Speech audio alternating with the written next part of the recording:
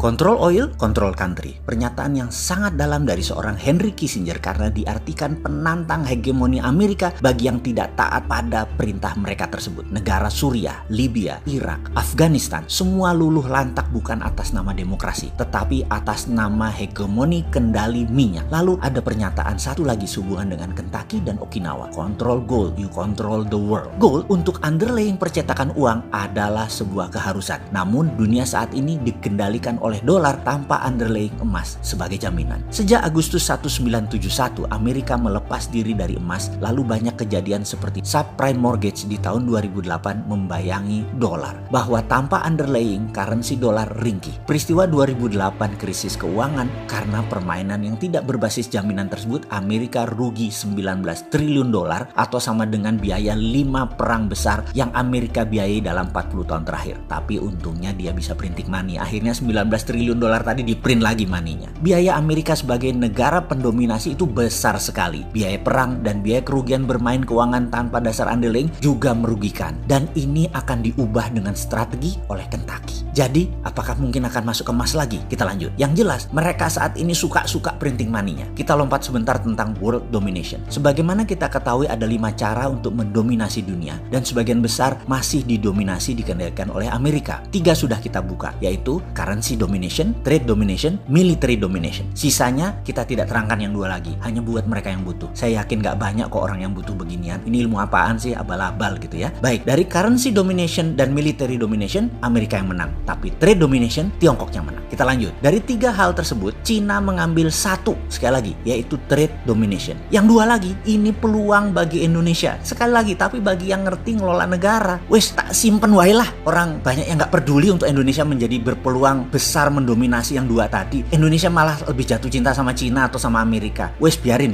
Nanti yang 2 ini kita simpan aja buat nanti ya. Oke, kita lanjut. Kita bicara tentang currency domination lebih dalam lagi sekarang. Semua masih ingat kan di tahun 97-98 di mana serangan ekonomi hitman kepada pemerintahan Soeharto menyerang rupiah dari 2.700 ke 15.000 hanya dalam waktu 6 bulan. Indonesia rontok. Krisis moneter lalu menjadi krisis politik. Waktu itu, inilah hal yang dilakukan di Kentucky, yaitu melakukan simulasi hal ini. Amerika sedang melakukan simulasi mengantisipasi supaya dolar tidak menjadi seperti subprime mortgage lagi dan bagaimana saat ini bersamaan bisa menyerang sebuah negara. Nama simulasinya adalah currency warfare simulation. Anda akan tegang bagaimana simulasi itu mereka lakukan. Semua dengan perhitungan matematik yang sangat rinci, algoritma yang sangat jelimet. Mereka melakukan semua atas nama dollar reset value. Reset value ini dinaikkan, bisa diturunkan dolarnya. Jadi misalnya dalam ruangan tersebut ada 200 monitor lebih, setiap monitor ada nama negara, peta dan nilai kurs terhadap dolar saat itu. Lalu mesin kalkulasi dinyalakan. Naik 20% nilai dolar. Apa yang terjadi pada Amerika? Apa yang terjadi pada negara Tiongkok? Apa yang terjadi pada Indonesia? Lalu keluar warna hijau artinya aman, kuning artinya bahaya, orange artinya bahaya 2, merah artinya bahaya 3, hitam artinya fail atau collapse negara tersebut. Sekali lagi, dolar dicetak dan beredar, 70% uang kartal dolar tersebut beredar di luar homelandnya Amerika. Saat ini dolar dicetak tanpa underlying. Karena kalau berdasarkan deposito emas yang mereka miliki, maka nilai dolar yang dicetak sudah kelebihan 100 kali lipat nilainya dari saat ini. Jadi dolar currency-nya over value. Jadi dollar reset value adalah satu hal yang pasti dilakukan. Simulasinya banyak ragam di mana ketika saya hadir, yang mereka simulasikan adalah mereka menerbitkan dolar baru. Dolar jenis baru ini diterbitkan di mana dolar lama nilainya dipotong hingga 50%, didiskon hingga 50%. Skenarionya dolar baru tidak terlalu jauh over value-nya, yaitu hanya 20%, hanya 20 kali dari nilai depository emas dan bisa dengan cepat dinaikkan dengan strategi goldnya nilainya dinaikkan. Jadi, atau selain goldnya dinaikkan adalah cadangannya dinaikkan karena itu dia sangat berkonsentrasi untuk mengambil cadangan deposit emas atau tambangnya. Jadi kalau kita Indonesia memiliki cadangan devisa 120 billion dolar in one night, begitu dolar reset value dilakukan nilainya tinggal 60 billion, tinggal 50%. Menariknya ketika dihajar atau di-cut dengan 50% nilai dolar baru, Cina tidak rubuh. Cadangan devisa mereka, Tiongkok, walau ada dolarnya, namun gold reserve-nya Cina kuat. Dunia akan kacau jika dolar reset value dilakukan adalah sekitar 9 bulan. sampai keseimbangan ekonomi baru tercipta. Ada beberapa wilayah dunia yang akan lumpuh, ada yang tumpah darah, namun semua itu terukur. Simulasi kedua, dolar baru diciptakan namun nilai dolar lamanya adalah nol. Amerika nilai dolarnya sama dengan nilai cadangan emas mereka. Efeknya dunia akan perang selama 5 tahun, kekacauan sistemik di mana-mana. Cina kolaps atau dalam bahasa Lemhanasnya namanya fail state, negara gagal. Simulasi berikutnya adalah dolar di-cut 80%, tinggal 20%. Ternyata Cina lumpuh menjadi negara paria. Menariknya, Indonesia rupiah itu di level turun 20% atau dolar naik, sudah lampu kuning. Di level 30-40% oranye, di level 50% fail state, merah. Kalau rupiah dikuatkan atau dolar dilemahkan, 50% ditebas, Indonesia lampu oranye. Jadi Indonesia lebih rentan jika dolar dikuatkan daripada dilemahkan. Jangankan diterbitkan dolar nilai baru, dengan dolar lama dibawa ke harga 19.000 atau 20.000 bahkan, sudah oranye pemerintah Indonesia saat ini. Sekedar mengingatkan, yang goyang pemerintahannya, bukan negaranya loh ya. Itulah salah satu di antara banyak informasi yang saya dapat dari Kentucky. Saya berpikir hebat. Ratusan gambaran sekelebat melintas di kepala saya. Semua gambaran prasangka buruk. Kepala saya terbayang galian tambang yang dalamnya minus 4.000 meter ke bawah tanah di pedalaman Papua di tambang Grasberg. Saya terbayang Freeport. Kenapa Freeport masih dikontrol oleh minoritas sahamnya? Karena penting rupanya bagi Amerika. Dan bagi Indonesia yang penting kan dapat jeneng, dapat nama. Jenang fulus masih Amerika yang dapat. Salah satu simulasinya adalah karena cadangan emas tidak bisa bertambah dengan cepat, harga emas dinaikkan nilainya saat ini ke 50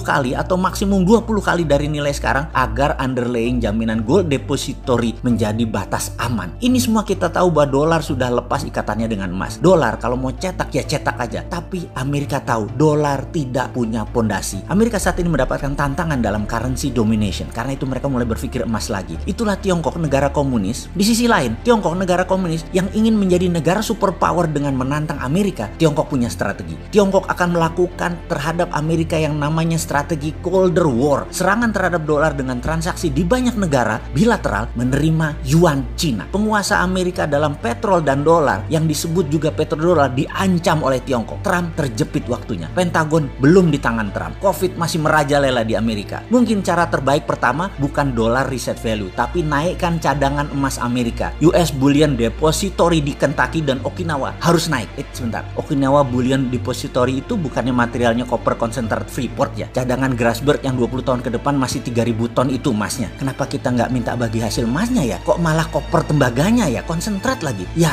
begitu dah.